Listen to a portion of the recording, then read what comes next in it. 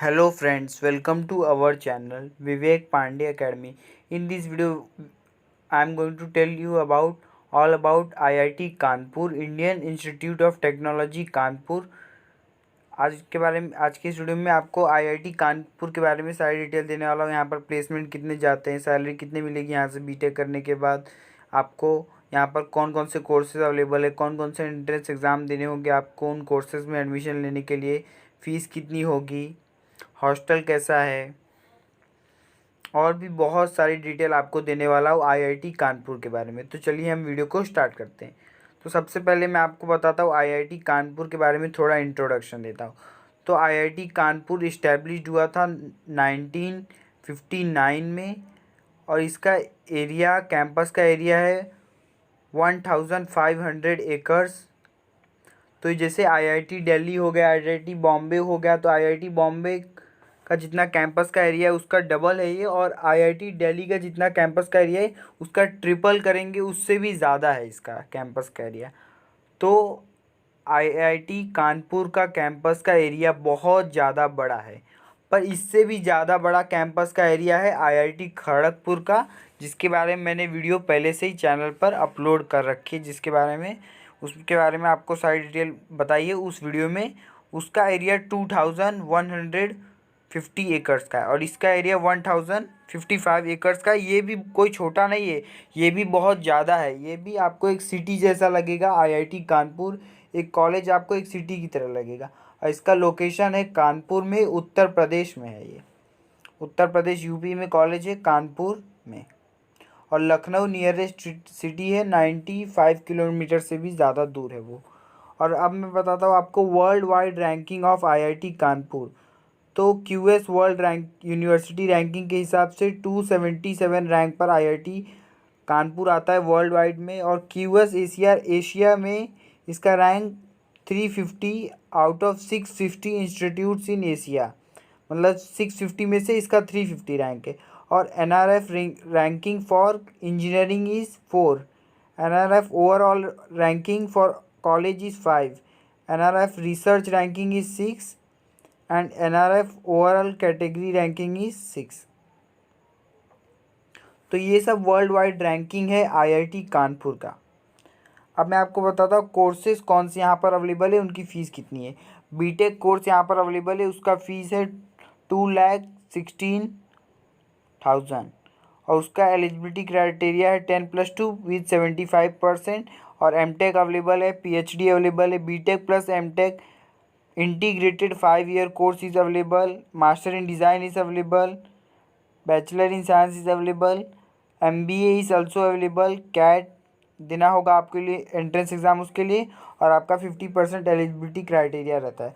अगर आप एमटेक और master in architecture and MTech में एडमिशन लेना चाहते हैं तो आपको गेट का एग्ज़ाम देना पड़ेगा। और फॉर एमबीए, आपको एमबीए अगर करना है आईआईटी से तो आपको, या फिर आईआईएम से, तो आपको कैट का एग्ज़ाम देना होगा। अगर आपको एमएससी या फिर पीएचडी करना है, या फिर दोनों ड्यूअल डिग्री भी होता है, अगर आपको इनमें से कुछ करना है तो आपको आईआईटी जैम का एग्ज़ाम देना होगा। तो अगर आपको मास्टर इन डिज़ाइन करना है, और मास्टर इन डिज़ाइन या फिर डिज़ाइन में पीएचडी करना है, तो उसके लिए आपको CEED एक एग्ज़ाम होता है आईआईटीज़ में एडमिशन लेने के लिए, वो आप दे सकते हैं डिज़ाइन में एडमिशन लेने के लिए। तो अलग अलग कोर्सेज़ के लिए अलग। और अगर आप बीटेक में एडमिशन लेना चाहते हैं, या फिर BTech plus MTech dual degree में एडमिशन लेना चाहते हैं, तो आपको आईआईटी जेई एडवांस का एग्ज़ाम देना होगा। मेंस क्वालिफाई करने के बाद आपको उसके बाद एडवांस में अपीयर होना होगा। उसके रैंकिंग के हिसाब से आपको कॉलेजेस में एडमिशन मिलते हैं। और कौन कौन से स्ट्रीम्स में आपको यहाँ पर डिग्री मिल सकती है, जैसे इंजीनियरिंग से रिलेटेड बहुत सारे कोर्सेज अवेलेबल है, आर्ट्स से रिलेटेड बहुत सारे कोर्सेज, साइंस से रिलेटेड बीएससी वगैरह है, मैनेजमेंट से रिलेटेड एमबीए कोर्स अवेलेबल है, डिज़ाइन से related bachelor in design, master in design is available. और डिग्री की बात करें तो बीटेक अवेलेबल है, MTech, master in technology, bachelor of science plus master of science, PhD is available, BTech plus MTech integrated course, BS plus MTech is available, BTech plus MS, BTech plus master in design, BTech plus MBA, और भी बहुत सारे MSc plus PhD, और भी बहुत सारे courses available है आपके स्क्रीन पर। अब मैं आपको बताता हूँ ब्रांचेस कौन कौन से अवेलेबल है यहाँ पर बीटेक के अंदर।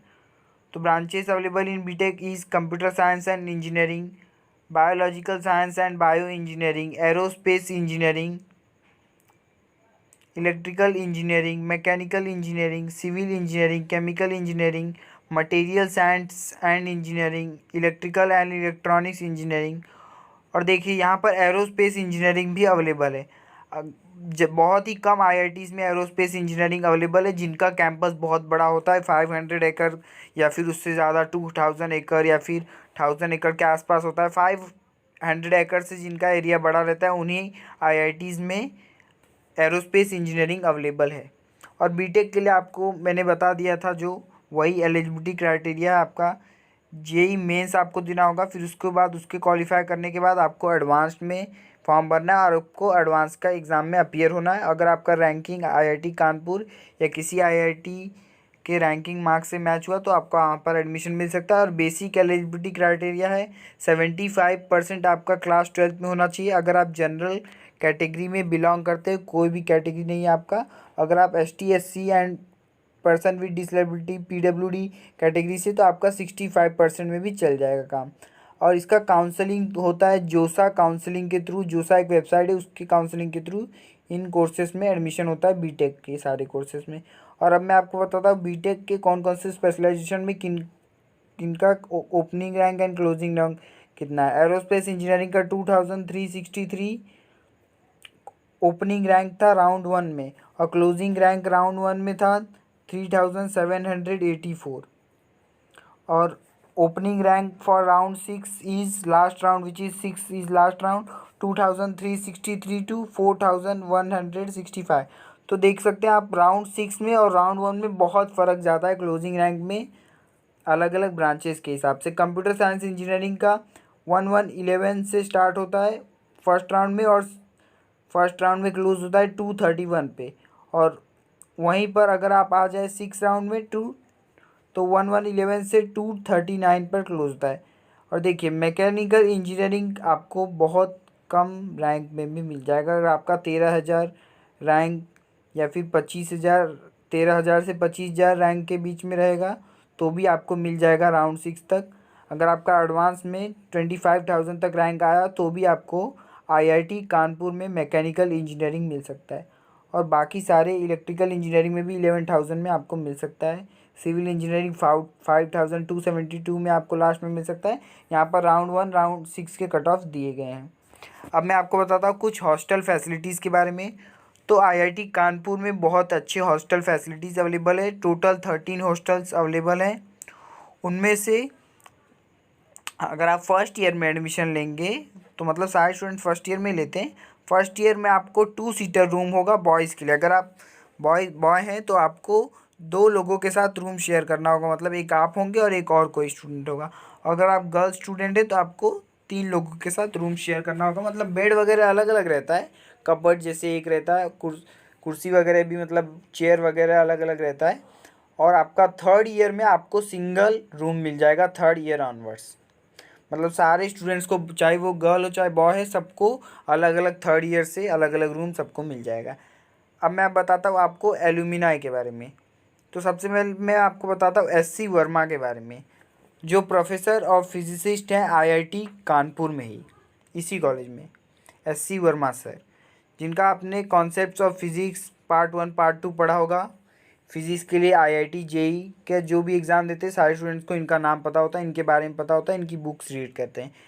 NR Narayana Murthy, founder of Infosys and Indian billionaire businessman. Infosys के फाउंडर है ये। Rajeev Motwani, professor at Stanford university and computer researcher. Prem Das Rai, Indian politician from Sikkim democratic foreign front party. तो ये मैंने कुछ एलुमनाइज के बारे में बताया, 4-5 लोगों के बारे में बताया। ऐसे हंड्रेड्स ऑफ द पीपल हैं जो आईआईटी कानपुर से या फिर और भी बहुत सारे आईआईटी से इंजीनियरिंग करने के बाद अपने लाइफ में कुछ बड़ा नेक्स्ट लेवल का काम किया है। तो आप भी ऐसा कर सकते हैं, आपका नाम भी एक दिन इन एलुमनाई के लिस्ट में आ सकता है। अगर आप जेई एडवांस में मेहनत करेंगे तो आपका बीटेक में या फिर और किसी कोर्स भी आप ले सकते हैं। यहाँ पर बहुत सारे कोर्सेज यहाँ पर अवेलेबल है। अगर आप बीटेक किसी और कॉलेज से कर चुके हैं तो एमटेक कर सकते हैं, बीएससी कर चुके हैं तो आप एमएससी कर सकते हैं, बैचलर इन डिज़ाइन कर चुके हैं तो मास्टर इन डिज़ाइन, और भी बहुत सारे कोर्सेज अवेलेबल है। प्लेसमेंट्स के बारे में अब मैं आपको बताता हूँ। तो हाईएस्ट इंटरनेशनल सीटीसी मतलब international package 1.47 crore per annum, मतलब वही 1.5 करोड़ के आसपास, 1.1 करोड़ 47 लाख पर एनम। और हाईएस्ट डोमेस्टिक पैकेज, देखिए इंटरनेशनल पैकेज वो होता है जो आपको इंडिया से बाहर के कंपनीज़ में जॉब मिलता है, आपको बाहर जाकर जॉब करना होगा, तो वहाँ पर एक्सपेंडिचर भी आपका ज़्यादा आता है, खर्च भी ज़्यादा होता है, तो इसके लिए आपको सैलरी ज़्यादा दी जाती है। और डोमेस्टिक पैकेज होता है आपको इंडिया में रहकर जॉब करना है, तो आपका 82 lakh per annum domestic package भी रह चुका है हाईएस्ट पैकेज।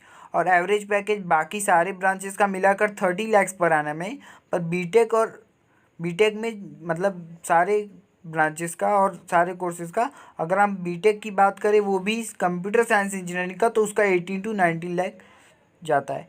और टॉप रिक्रूटिंग कंपनीज़ की बात करें तो Infosys, ICICI bank, IBM, Excel, Deloitte, HDFC bank, HSBC, India Mart, Fort, Ecom Express, और भी बहुत सारे कंपनीज हर साल विज़िट करते हैं यहाँ पर। तो प्लेसमेंट के लिए कोई भी टेंशन नहीं है अगर आप आईआईटी कानपुर में या फिर और भी किसी भी आईआईटीज़ में, क्योंकि यहाँ पर एवरेज पैकेज 15 लाख के आसपास रहता है सारे ही ब्रांचेस का और सारे कोर्सेज़ का।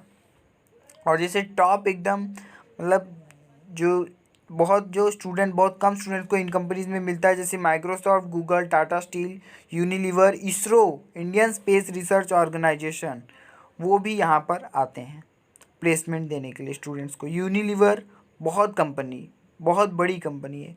गूगल, अल्फ़ाबेट जो पेरेंट कंपनी है गूगल की, तो वो भी यहाँ पर विज़िट करते हैं। माइक्रोसॉफ्ट, बहुत सारे आईआईटीज़ में तो माइक्रोसॉफ्ट ही हाईएस्ट पैकेज देता है, और टाटा स्टील में भी आपको बहुत अच्छा पैकेज मिलेगा। तो यहाँ पर आईटी सेक्टर में, कोर सेक्टर में, सारे सेक्टर के लिए बहुत अच्छे प्लेसमेंट मिलते हैं सारे ही आईआईटीज़ में। और ज़्यादातर आईआईटीज़ में हाईएस्ट पैकेज 1 करोड़ के से ऊपर जाता है अगर आप इंटरनेशनल बात करें तो, और डोमेस्टिक भी 60 लाख के ऊपर ही जाता है।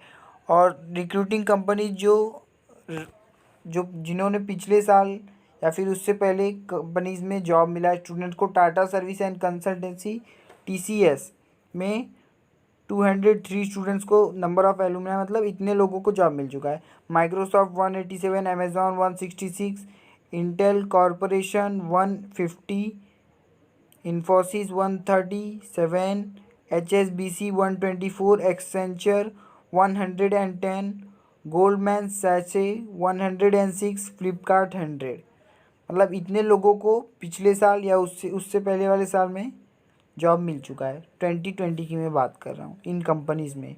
तो फ्लिपकार्ट जैसे कंपनीज़ भी यहाँ पर विजिट करते हैं, फ्लिपकार्ट, एक्सेंचर, मतलब आईटी सेक्टर में तो जितने भी कंपनीज़ है वो सारे कंपनीज़ आईआईटीज़ में विज़िट करते हैं, क्योंकि आईआईटी से अच्छा कंप्यूटर साइंस ब्रांच का स्टूडेंट या फिर आईटी ब्रांच का स्टूडेंट उनको कहीं पर भी नहीं मिल सकता। इसके लिए सारे आईटी सेक्टर्स के जो भी कंपनीज़ है, जो भी आईटी कंपनी, चाहे वो प्रोडक्ट बेस्ड कंपनी हो चाहे सर्विस बेस्ड कंपनी हो, सारे कंपनीज विजिट करते हैं अच्छे स्टूडेंट्स को लेने के लिए आईआईटी से।